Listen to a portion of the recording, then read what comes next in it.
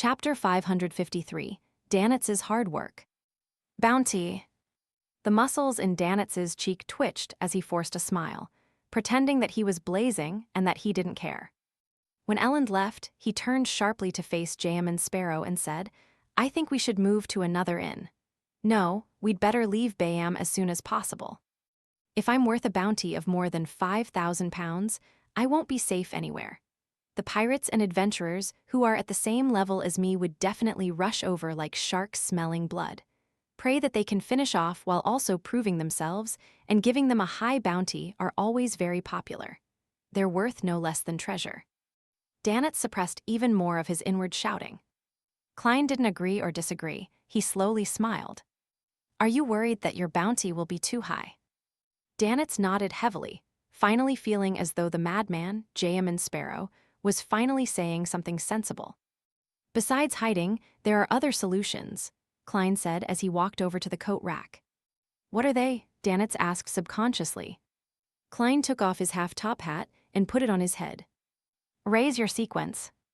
Let your strength match the bounty." He put on his coat, twisted the handle, and walked out of the suite. "Raise myself to sequence 6, become a conspirer." Danitz paused for 2 seconds, then he frowned and grimaced. When he consumed the sequence 9 Hunter and sequence 8 Provoker potions, he didn't find it much of a problem.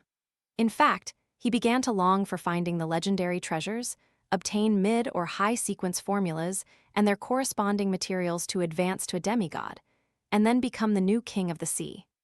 However, the intense pain and discomfort brought to him by the pyromaniac potion had left him in fear and apprehension. He didn't dare believe that he nearly lost control despite strictly following his captain's instructions of constantly provoking his opponents. This forced Danitz to consider whether or not he was fine just getting rich, so that he could return to Intis a rich man. He stood there, troubled for several minutes. Finally, he thought of a question. Even if I want to advance by consuming a potion, it's not something I can do in a short period of time. I'll still have to find the formula and collect the ingredients. It wouldn't be an easy task, and the new bounty might be released tomorrow or even today. So, I must change inns and leave Bayam as soon as possible. After Alger left the Ralph Trading Company, he casually went to a few places to inquire about the situation. When it was almost noon, he received a new report from the Church of Storms. It's confirmed that the person who posted the notices at the door of the cathedral is Blazing Danitz. Pay attention to his whereabouts. Blazing Danitz. Alger held the slip of paper in his hand and ruminated over the name silently. The corners of his mouth curled up, and he no longer had any doubts in his mind. With ease and certainty, he felt confident about going out to sea to hunt for materials. This was because his quest would happen at sea and because Mr. Fool has a new identity: Sea God. Having missed the morning's blue planet, Danitz waited until 4 in the afternoon to attempt the soulfall ritual while Jayaman Sparrow was out. He drew the god of knowledge and wisdom's sacred emblem with familiarity, an omniscient eye on an open book, with the appropriate altar set up.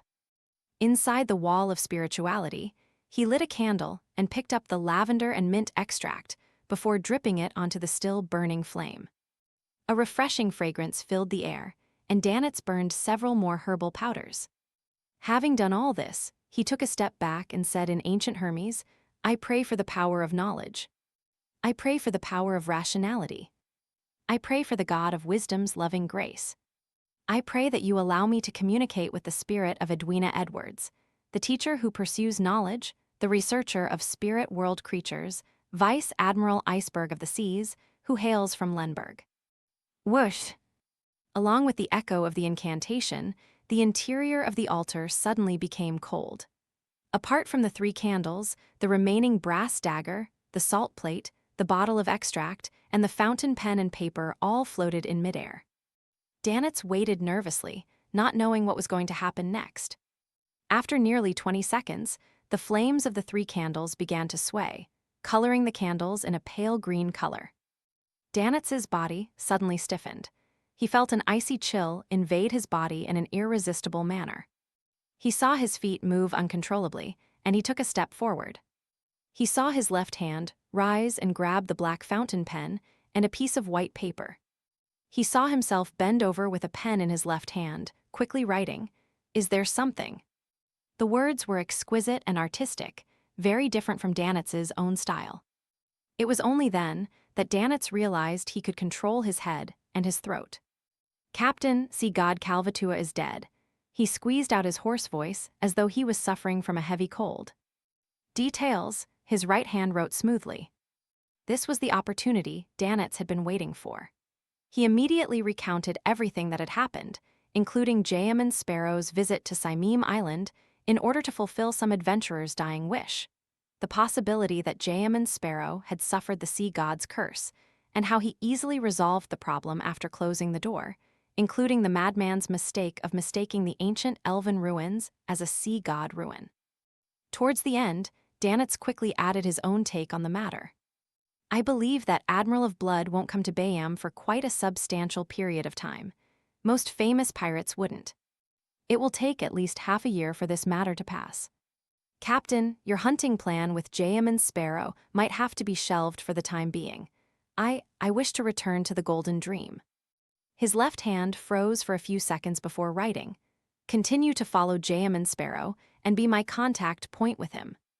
"Captain, why you can teach him the soulfall ritual," Danitz yelled hoarsely. His left hand wrote, "This can only be done within 500 nautical miles, and in the case of the person holding the ritual, it would be quite risky for him. And you have our points of contact on the various islands. Those are things that cannot be told to outsiders." Indeed, Jayaman Sparrow is just an outsider. "But, Captain, I really want to go back to the Golden Dream." Danitz racked his brains and said, "Maybe we can invite him to be a guest on the ship." "No, this." Suddenly, an idea came to Danitz. "Captain, he has a messenger. He has a messenger. A messenger that travels through the spirit world to deliver letters for him. This should be an unrestricted means of communication, and it should be more private and secure. I don't need to be the contact person anymore." Danitz thought in abnormal delight. His left hand hung in midair for a few seconds before he wrote, "If that's the case, there's no problem. As the New Year holiday is coming to an end, it's indeed time for you to return to the ship. You do have some talent in languages, but you still have quite a few problems in other areas. You need to attend more classes and work harder." Danitz opened his mouth, but nothing came out of it. He suddenly felt that returning to the Golden Dream wasn't anything to look forward to. In the evening, Klein returned to the Wind of Azurin. He didn't find a suitable target for acting despite an entire day's work. Due to the sweep from before, many pirates and adventurers that were wanted were arrested. The remaining ones continued hiding cautiously, not daring to go out at all. Whether it was the bars, casinos, or brothels, business was poor and there weren't many customers. "So this is the situation." Danitz came over. He cleared his throat and gave a hollow chuckle. "It would be my first time using the soulfall ritual, and I don't have much confidence. I did a test ahead of time, and haha, it succeeded. I managed to communicate with Captain, and she believes there's no chance to hunt Admiral of Blood anytime soon. She plans on summoning me back to the Golden Dream. As for us communicating, don't you have a messenger? You can use the messenger to send Captain a letter." "My messenger was given by a big shot, and it's not mine. Moreover, the messenger can only send messages back and forth between the owner and the owner of the token without involving anyone else. Yes, it can also be between the host of a ritual and the owner. That reminds me, I have to find a way to get a messenger of my own, or many things will be inconvenient. As for the solution to this, obviously, it's to write to Mr. Azik, who has to be an expert on the matter." Klein calmly pulled over a chair and sat down. He leaned forward and said in a low voice, "Tell your captain that I have a way to find Admiral of Blood." Huh? Danitz was stunned, having not expected such an answer. Then he saw the corners of Jayaman Sparrow's mouth slowly widen as he repeated, "Tell your captain." Danitz shivered. He didn't dare to make any inquiries as he forced a smile. "We'll have to wait until the next blue planet, which is between 11 p.m. and midnight tonight." "Very good," Klein smiled as he praised. But Danitz wasn't happy at all. Klein stood up slowly, recollecting a special dish he had eaten for dinner, and he headed for the bedroom. The food was called the Titava, and translated into loan, it was meat within fruit. The cook used a giant local fruit, Tina, hollowed out its flesh, leaving only a solid shell, then stuffed it with mashed mutton and fish, followed by sea salt and several types of spices, and repeatedly roasted it over the fire. The meat was fresh, fragrant, and perfectly blended with the sweet and slightly sour flavor of the fruit. Closing the door behind him, Klein first wrote a letter thanking Mr. Azek for his earlier guidance. Then he asked again how he could have a messenger of his own. After folding the letter, he took out his copper whistle and summoned the messenger. The messenger didn't stay, disintegrating the moment it took the letter. Phew! Klein rested for a moment, ready to enter the space above the gray fog to see if the prayers of the believers could bring him any useful information, such as who he could actually act as.